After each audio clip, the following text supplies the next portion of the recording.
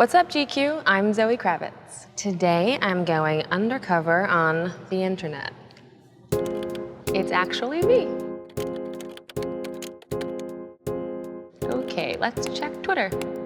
Zoë Kravitz was Mary Jane in Into the Spider-Verse? I was. I voiced Mary Jane. Chris and Phil are friends of mine, and they called me up and asked me if I would do the voice. It was such a fun project to be a part of, and the movie is so amazing. So, yeah, fun little fact. I love doing animated voiceover work. I would like to do more. I think it's such an amazing art form, and it's just crazy to see what they can do now and bring something to life through voice. It's cool. When is Big Little Lies coming back on? Quit playing with me. I know. I don't think it is. We talked about doing a season 3 a lot, and unfortunately, Jean-Marc Vallée, our incredible director, passed away this last year, which is heartbreaking, and I just can't imagine going on without him. He really was the visionary for that show. So, unfortunately, it's done.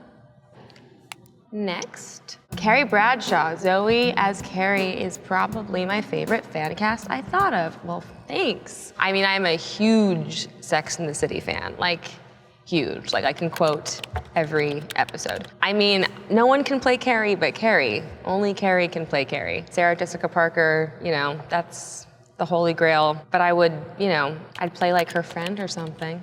The new Samantha? No, just kidding, Samantha, I love you.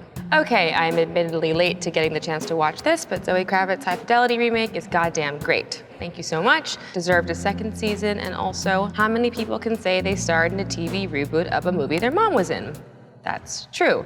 My mother was in the original film, which was one of my favorite movies growing up, and thank you. I thought it was a really good show too. We had a lot of fun making it. The cast was amazing, and I think there was a lot of places for this story in the world to go, but unfortunately, Hulu did not agree, and now we are in TV heaven. But thanks for watching. Wah. Posted. Cora? Cora? What's Cora? What does Zoë Kravitz think of Robert Pattinson as Batman? Obviously think he's very good. I think he's great. I think he did incredible work. I think that he made the character his own, which is really hard to do with something that we've seen so many times before and that we've all grown up with. I think that he brought humanity to the character as well, which was really hard to do. There are so many restrictions in terms of, you know, kind of being able to emote when you're wearing that mask. You know, you can't really move that much and they can't really see your face so much, and so it's a big challenge, and I think he did an amazing job. Go Rob. Next is Zoë Kravitz singing in Big Little Lies. Yep, that's me. That's me singing. You know, I was pre-recorded, so I went to the studio and sang the song. It was really fun. It was a cool cover. We recorded that scene so many times. We did it so many times over and over again, and because my character was singing in the background of a lot of other things that were going on, I sang that song like 100 times, and I think by the end, everybody in the cast and crew, including myself, did not want to hear it anymore. So it's actually really triggering. But yeah, that was me singing. How many tattoos does Zoë Kravitz have? I don't know. I've lost count. I don't know. I got my first tattoo when I was 18 because my parents wouldn't let me get one until I was 18. I've had some removed, I get some put back. I mean, I just like, it's crazy, I have no idea. I do think you should be like 35 before you can get tattoos because you get them and then you don't like them anymore. I have no idea, I have so many little ones.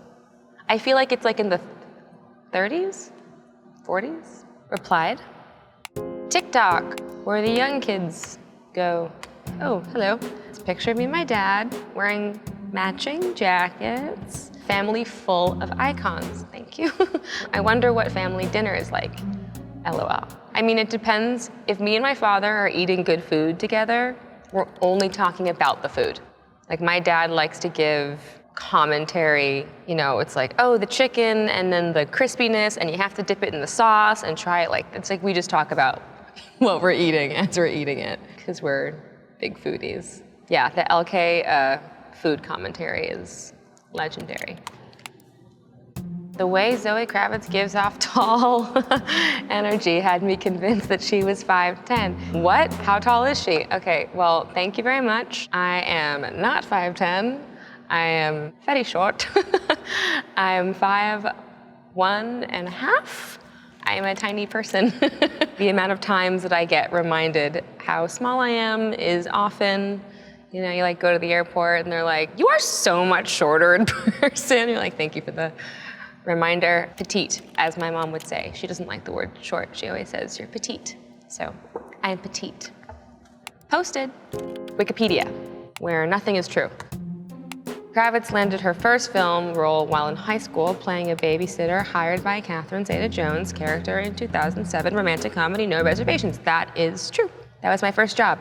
And I played a gothic babysitter. When I went to the audition, I went in full goth makeup, which is why I think I got that part. I was committed. All I did really, acting, you know, when I was in school, I was kind of an average student and I was in drama club, and that was always where I had the most fun and made the most friends, and it was just where I felt comfortable, and I never really thought about doing it as a career until high school ended, and it was just the only thing that I had ever really done, so I just kind of kept it going. Kravitz is set to make her directorial debut with Pussy Island, which she also co-wrote and co-produced. That is true. I directed the film this summer. I'm in post now, I'm editing, and it was a very wild ride. It's really crazy how actors have no idea what it takes to make a film. I've been on hundreds of film sets, and I just now learned what it takes to make a movie. So it was a great learning experience for me. Wish me luck, you guys. Okay, Reddit. So obsessed with Reese Witherspoon's piece on Zoë Kravitz for the Time 100. Must have been such an incredible feeling to be chosen. Yes, it was. And to have Reese do the write-up. Yeah, crazy that I was in the Time 100. Quite an honor. And to have someone as incredible as Reese and someone that's as important to me as Reese write such a wonderful, touching piece, that was amazing. It made me cry when I read it. So thank you, Reese, I love you. It was amazing working with Reese. I'd met her before and I'd been a fan of hers, and she's so quick and so funny and so involved, you know, in front of the camera, behind the camera. It was really a huge inspiration to see a woman like her be so involved in the business side and the producing side too, so I was really inspired by that. And on a personal note, just Reese has become one of my dearest friends and someone I can really, you know, rely on and turn to. She's just a very important person in my life, and I'm very thankful to know her.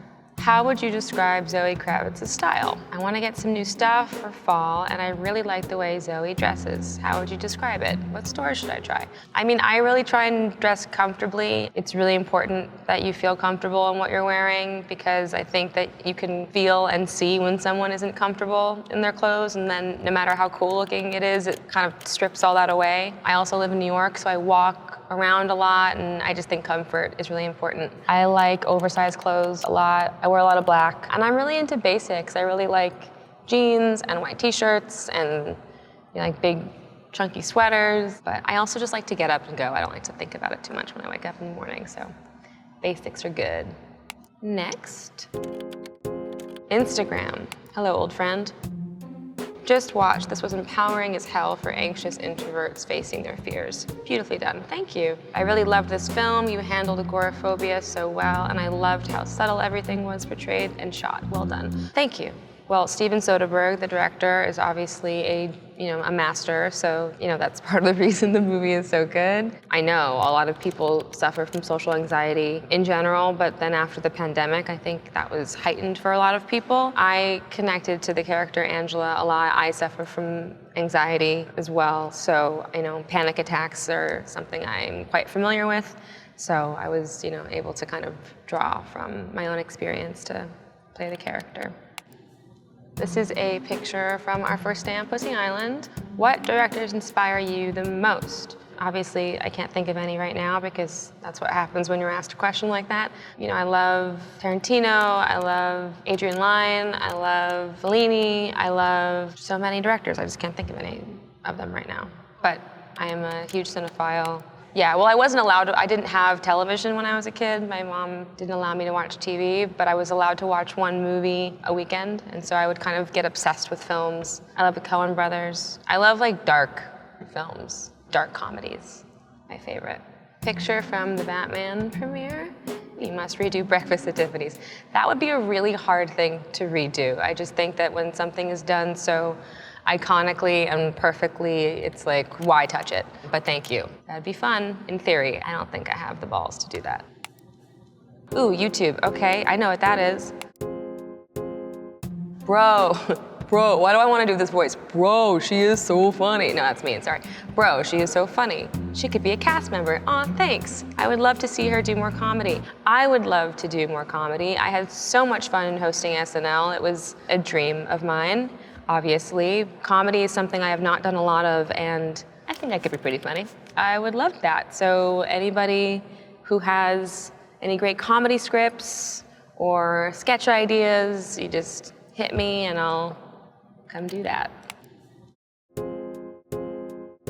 This song just popped up in my head, never watched the video though. This is some great wordplay and I don't even listen to Jay like that. Oh, ain't that Zoë Kravitz? Yes, this is me in a Jay-Z video called I Know. I don't even know when this was shot, how many years ago? 2011. Olden days, y'all, olden days. Yeah, I knew the director of this video and they asked me to do it. Why would I say no? It's like me walking around New York City and stuff. I haven't seen it in a long time either. I don't really remember the premise. Yeah, I mean, it was an honor and a privilege to be in a Jay-Z video, obviously.